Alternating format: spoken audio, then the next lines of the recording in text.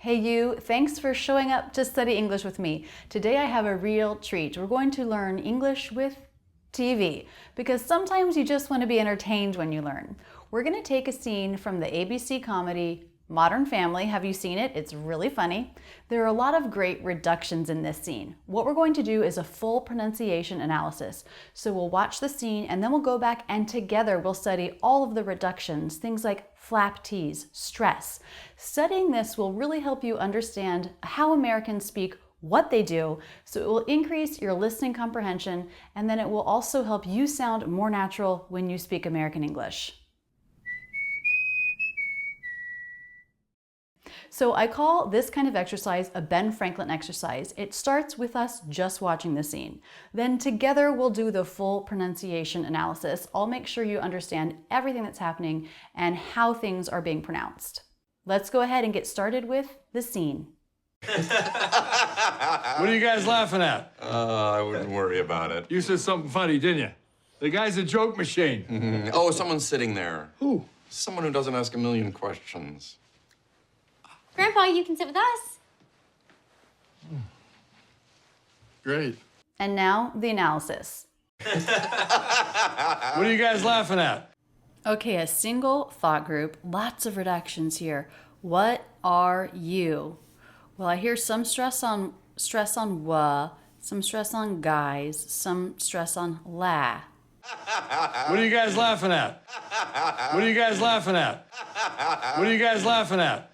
But are you unstressed? Said really unclearly.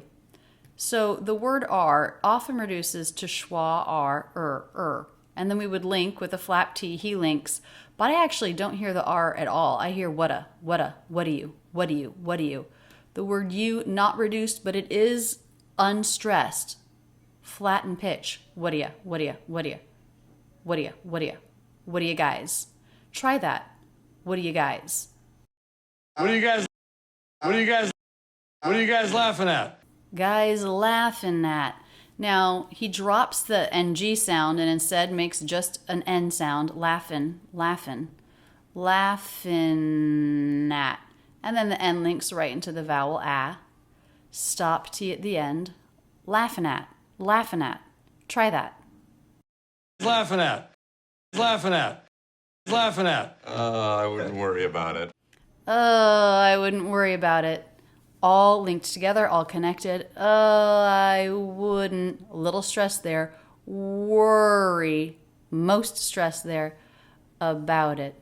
But everything is very smooth. There's no skips in the voice. There's no breaks. I wouldn't worry about it. I wouldn't worry about it. I wouldn't worry about it. He holds out the word I, links it right into the I diphthong. I wouldn't worry about it. What about the N apostrophe T? There are several different ways that Americans pronounce that. Rarely is it with T, a true T release. And here I'm hearing wouldn't worry. I'm hearing that the T is completely dropped. I don't hear a stop. I hear the N linking right into the W sound. Wouldn't worry. So that is one way we pronounce an apostrophe T, just without the T. That's what he's doing here. A reduction of a contraction. I wouldn't worry about it. I wouldn't worry about it. I wouldn't worry about it.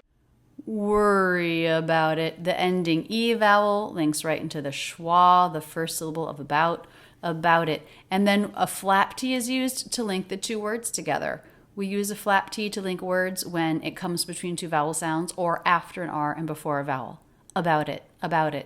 So it's not about it with true T's, but it's about it with a flap T and then a stop T. When you start studying T pronunciations, you realize that it's not all that common to make a true T. It happens sometimes, but most of the time, the letter T is not pronounced as a true T. Here it was dropped completely. Here it was a flap T. And here it was a stop T. Here it was a flap T. And here it was a stop T. So in this two-sentence fragment, we have 5 T's. None of them are true T's. Making a true T a flap T or a stop T or dropping it altogether does make English more smooth, and this linking together is so important for the character of American English. I wouldn't worry about it. I wouldn't worry about it. I wouldn't worry about it. You said something funny, didn't you? I'm going to stop here for a minute, guys, because I have something important to tell you really quick. If you like this kind of analysis, I'm going to do 11 videos in a row starting June 18. It's the summer of blockbuster movies. We're going to be learning English with movies, and I'm going to make an extra free audio lesson to go with each video lesson.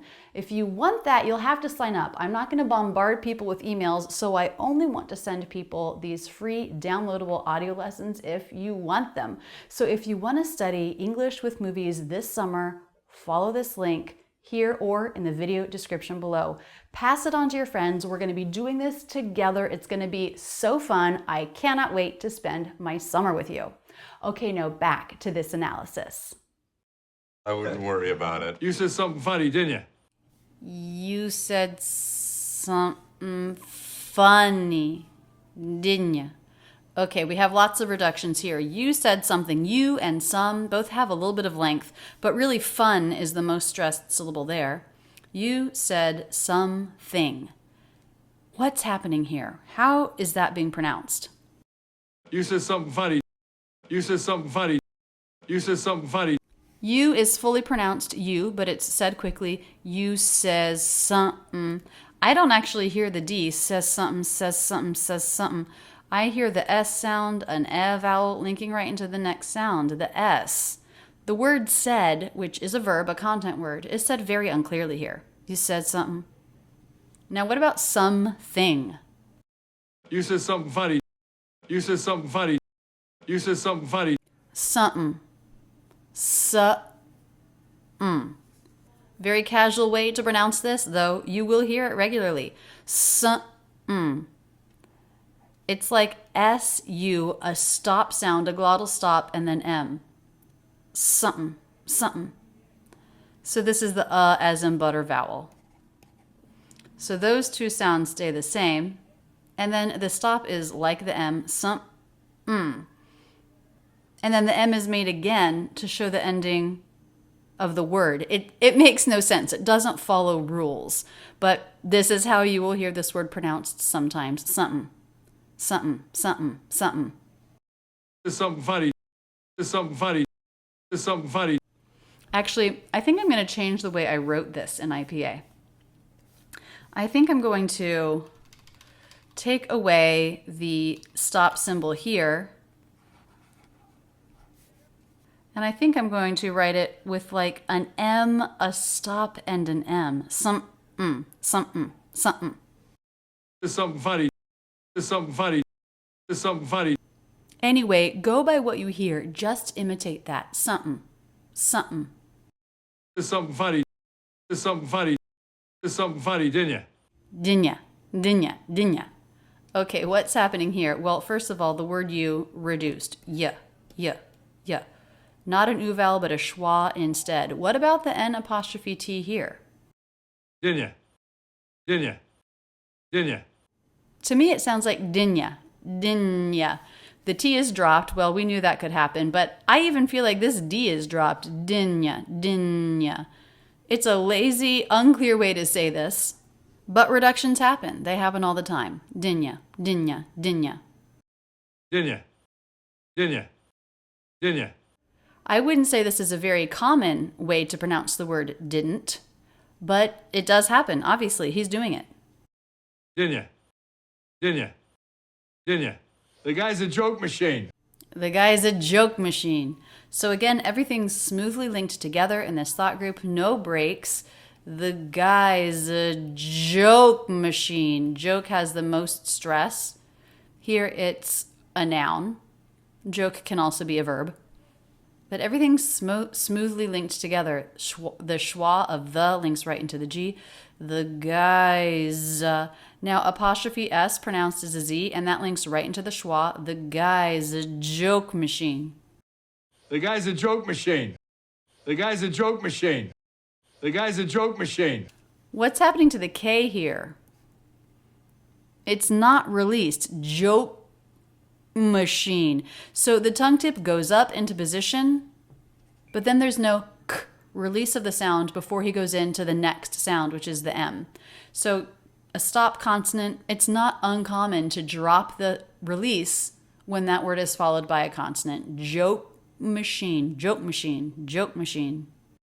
Joke machine. Joke machine. Joke machine. Notice the CH in machine is pronounced SH. Shh, shh, shh. Machine. Machine.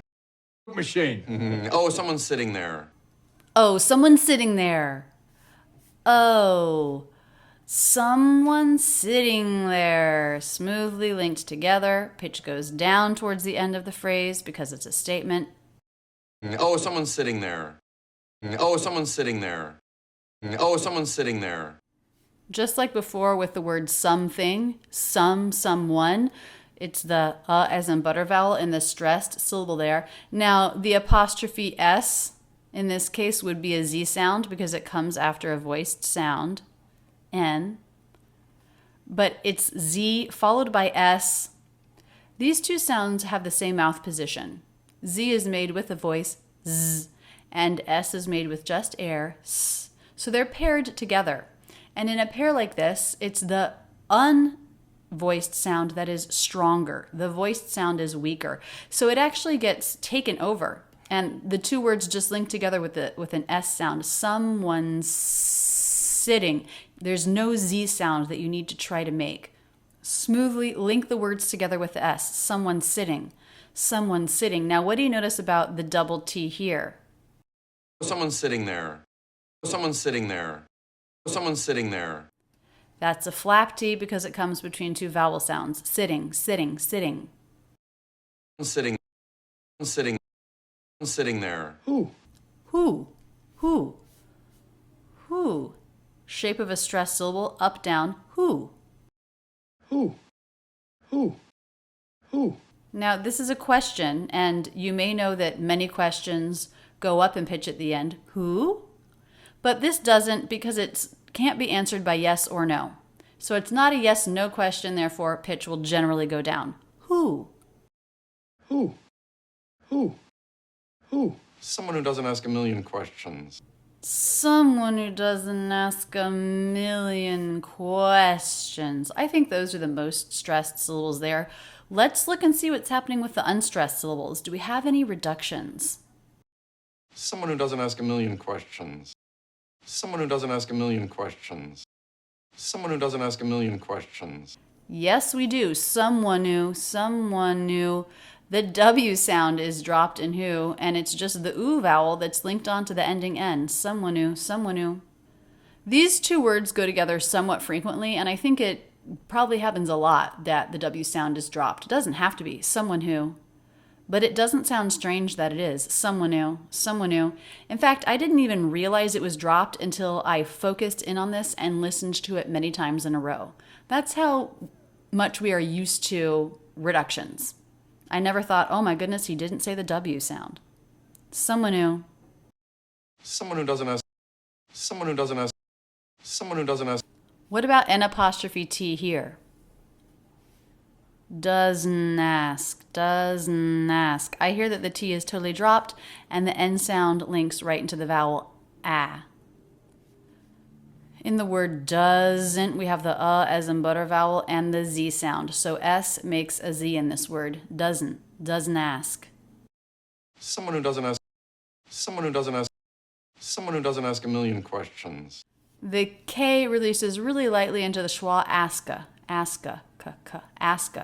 When we have an ending consonant and a beginning vowel, it often can feel like the consonant belongs to the word that begins with the vowel k.